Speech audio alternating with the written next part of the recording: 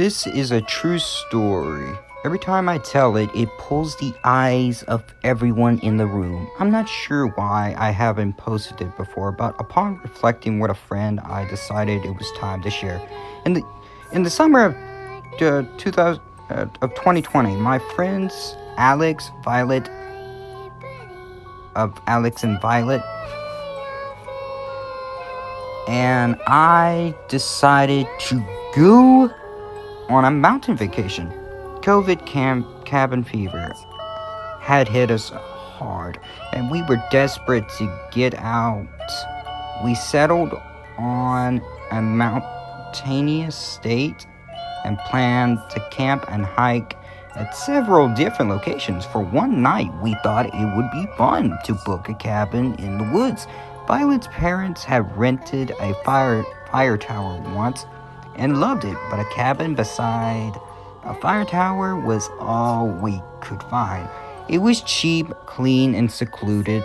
Excited to have a night where we could be as obnoxious as we wanted, we booked it. In the weeks leading up to the trip, we decided it would be a great idea to drop acid at the cabin. Violet bought an entire sheet in preparation for our arrival, and it was tucked in her bag. As we pulled out of the driveway to make our way to the cabin, I remember this knot in the pit of my stomach, this aching feeling that gnawed at me. I told Alex and Violet that there was no way we could drop acid that night. Violet was pissed. We turned around and got into a massive argument, but I stood my ground and I just knew that we had no business tripping that night. Finally, the fireworks settled and we were off. The cabin was roughly 30 minutes away from the nearest town. It sat atop a mountain. We held our breath as we rounded the busted road that spiraled towards the top. There were no pull-offs, no other campsites, just a long, winding road that led us to the cabin at the peak.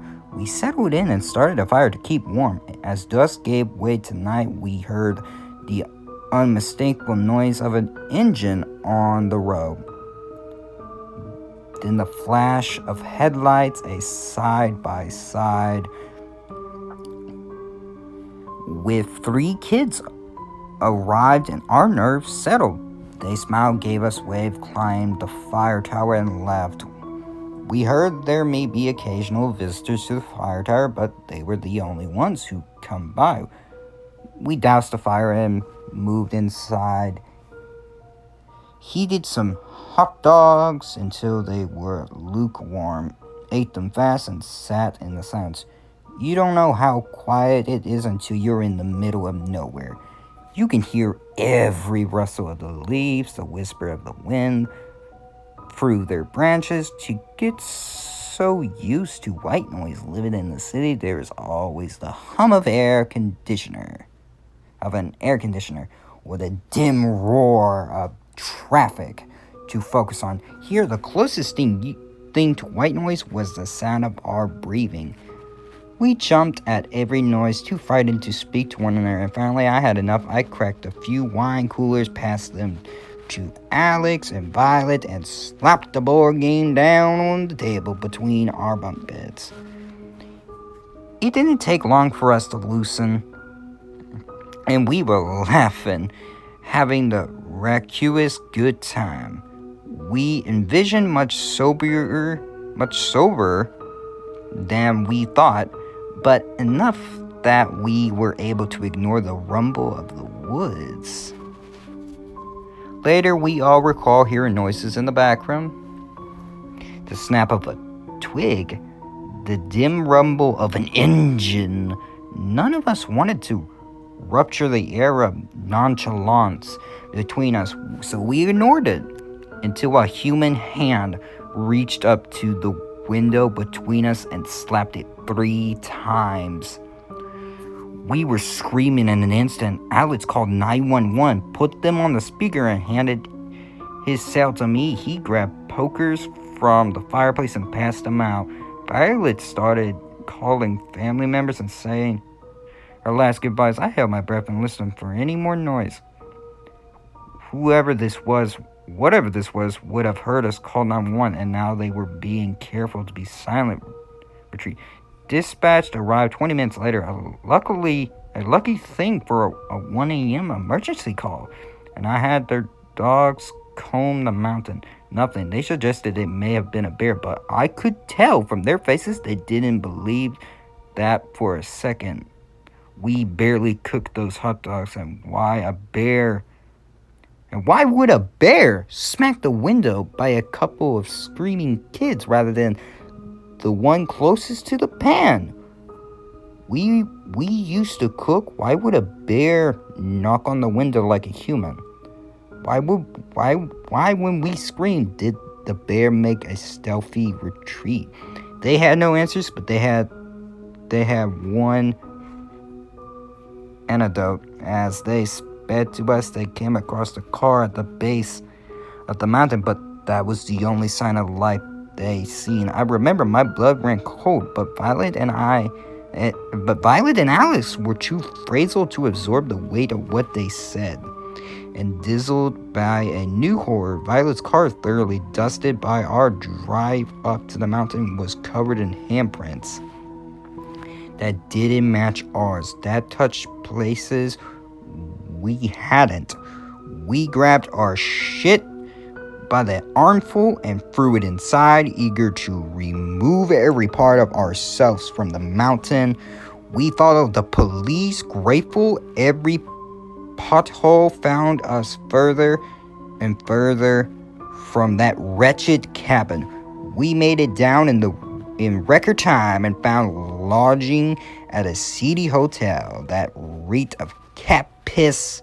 I couldn't sleep. The thought of that car on the road rang in my head. Remember, there was nothing else on that mountain. It was a narrow road to the top. No pull-offs, no other campsite. There was the fire tower. Maybe a visitor decided to spook us during the late night excursion. But the kids from earlier, we seen their headlights. Whoever did this had stopped their vehicle further down the road and hiked the rest of the way. They didn't want to be spotted. They wanted silence, secrecy. Whoever this was had been looking for a cheap scare. They planned this. I don't think I'll ever know what the person on the mountain wanted from me. I don't know if it was a practical joke or the beginning of a night of terror. I'm grateful for Alex's quick wit in calling 911. I wonder if our visitor knew we had service. It had certainly been a welcome surprise to us. Perhaps that was a wrench in his plan, enough to spook him before he could make things ugly. In truth, I don't know if I want to know. I think I'm just content to say, midnight stranger, let's not meet.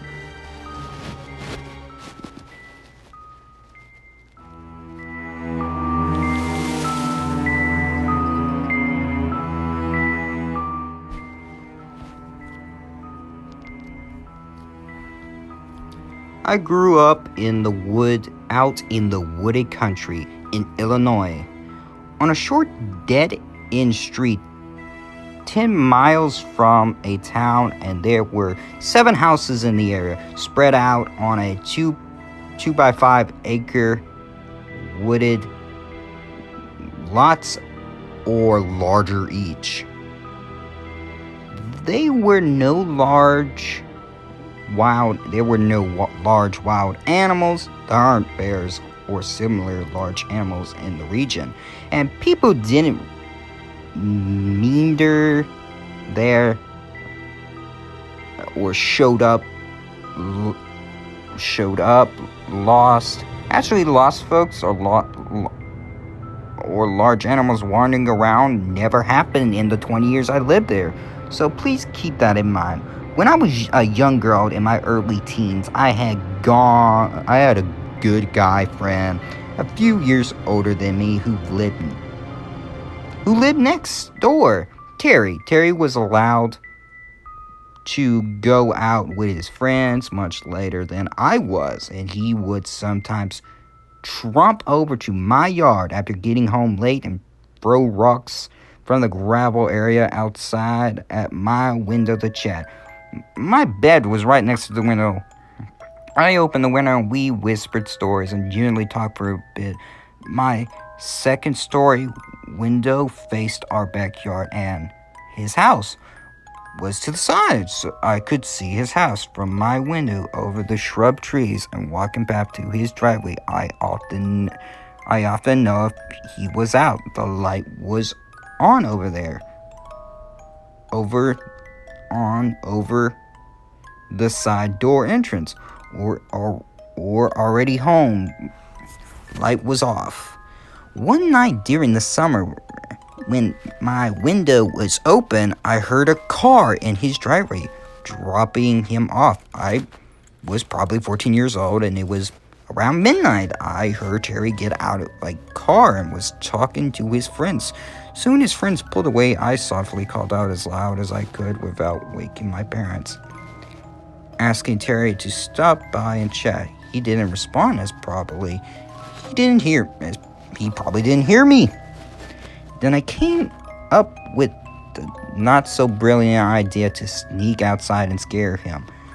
I spent many years in the woods learning how to blend in and be silent. As kids, we often sneak around and scare each other. So I silently sneaked down from the second floor and out my back garage door, which led to our backyard below my window, which led to Terry's house off the side through our gravel area, then through a well-worn path through the woods about 25 feet long. My parents had put in a gravel pit around the back of the house, probably because nothing much grew during the shade.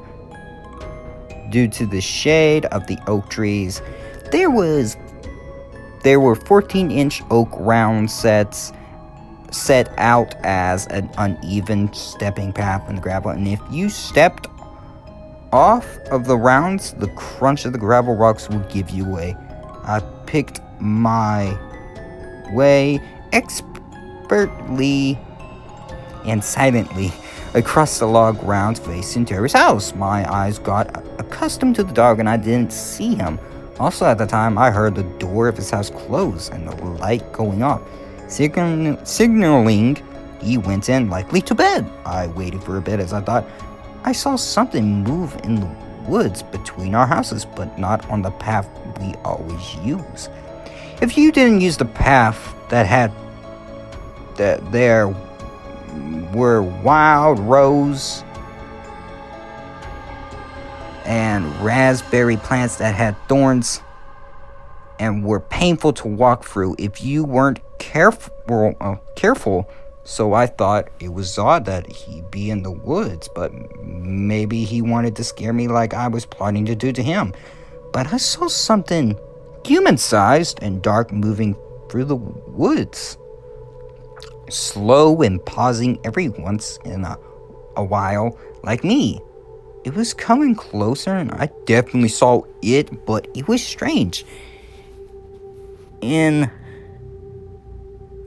that, it wasn't walking directly to my window to talk. Therefore, I hunched down and waited in silence, wondering if I could still startle him. I still thought it was Terry, and he saw me sneak out. He was trying to scare me. I watched the dark outline of a human figure moving, but then I would lose sight of it in the foliage. It seemed to be stalking slowly and listening and checking every few feet while hiding. So I whispered after losing patience one last for Terry, but he didn't answer.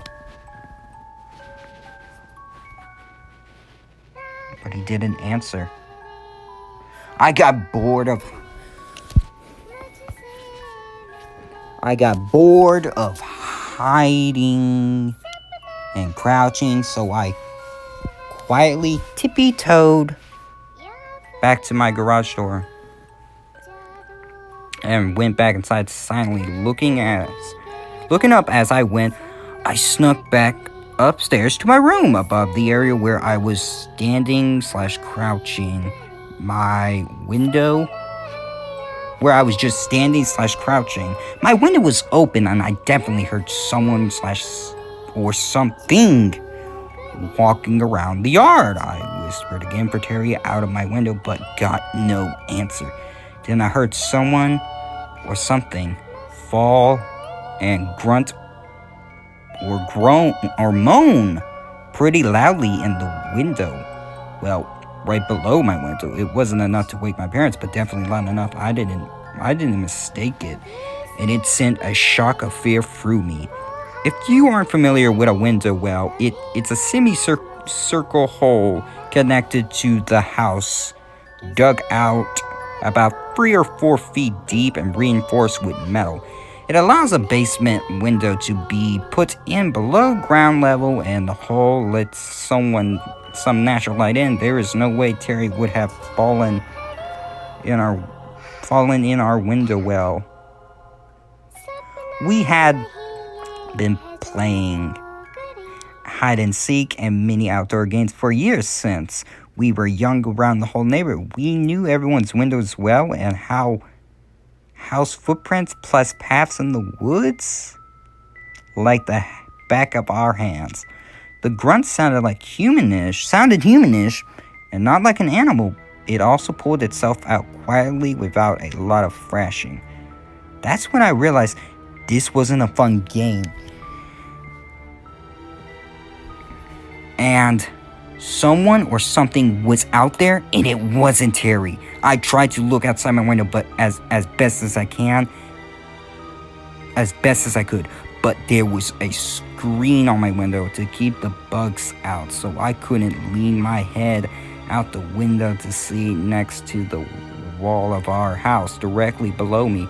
I then heard the crunch of rocks as whatever it was stepping in the noisy gravel. Again, Terry would know where the log rounds were and would not step in the gravel.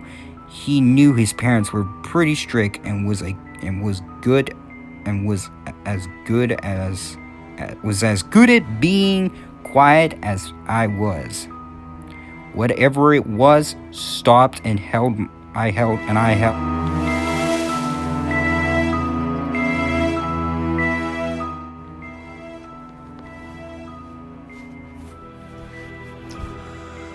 Alright, I spent my entire slow day at work yesterday reading through the sub, so now I want to share my little story. My childhood best friend, Marie, and I were around 11 or 12 years old at the time. Marie's family had their own campsite in a provisional park about 2 hours from our hometown, and would spend the entire summer each year living in their camper out there. This particular summer, I was able to go and stay with them for a week, and we were excited to spend our time adventuring around the woods, around the forest. On the last night that I was there, we decided we wanted to hurry down to the ice cream shop by the lake before it closed. It was early evening at this point. Still pretty bright out, but beginning to lose light. The path we took was down a short slope right next to the main road with maybe 10 feet of thick brush and trees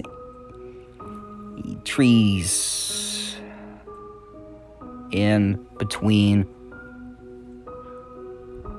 On the other side was the forest with more tall, thick brush.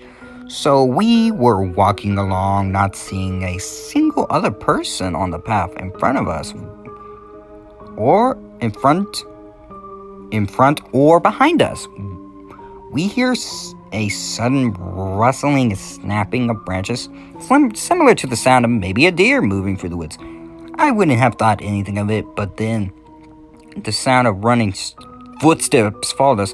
Marie glances back and suddenly grabs my arm, urging me under her breath not to look back. At the same time, the running stops. I don't know why I didn't ignore her and get a look for myself. I guess I could sense the very real fear in her voice and chose to listen. We both start to panic, getting that feeling like we were running up the stairs after turning the basement lights off. We picked up speed as much as we can without breaking into a sprint. Knowing the ice cream shop is only about a minute walk at this point, the path soon breaks and we are in the parking lot. Suddenly, Maurice steers me hard to the left, heading towards the lake and the boat rental instead of continuing straight to the ice cream shop. I go along with it silently, understanding ice cream is no longer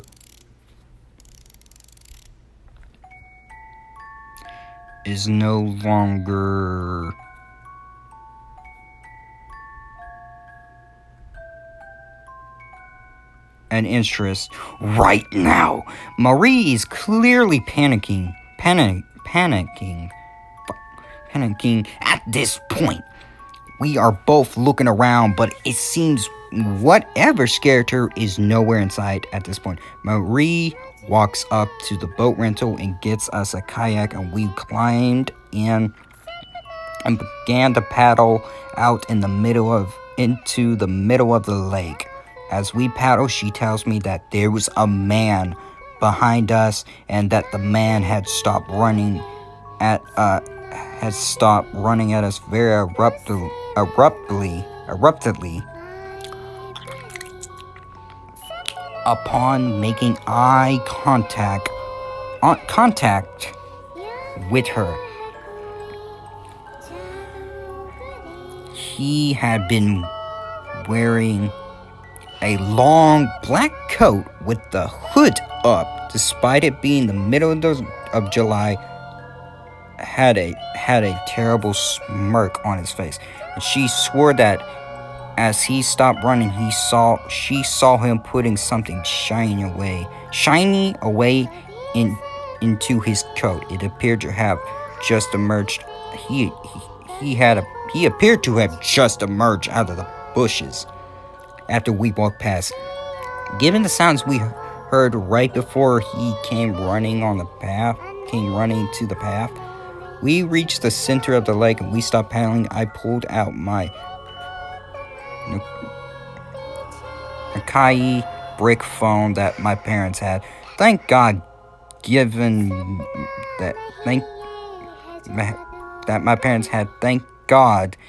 me just in case. I handed it to Marie and told her to call her parents to come pick us up. As the phone rings, I see her look out past me to the shore and goes pale. Lifting a hand to point to what she was seeing, I turned and there was the man stalking his way around the path that circled the edge of the lake, staring out at us. We sat in the middle of the lake and watched him do 2 full laps, never looking away from us, before finally disappearing. It took a few tries to get a hold of her family. We were freaking out so bad that the whole time, as the sun got lower and lower, we did manage to have someone come with the truck. But by the time we reached the shore, it was pretty dark outside. I don't know what we would have done if we hadn't been able to call for a ride. Looking back, I don't know why we didn't just go to the ice cream shop and informed an adult there and asked her parents to come get us then, but it worked out. We got back safe and we thankfully never saw the man again.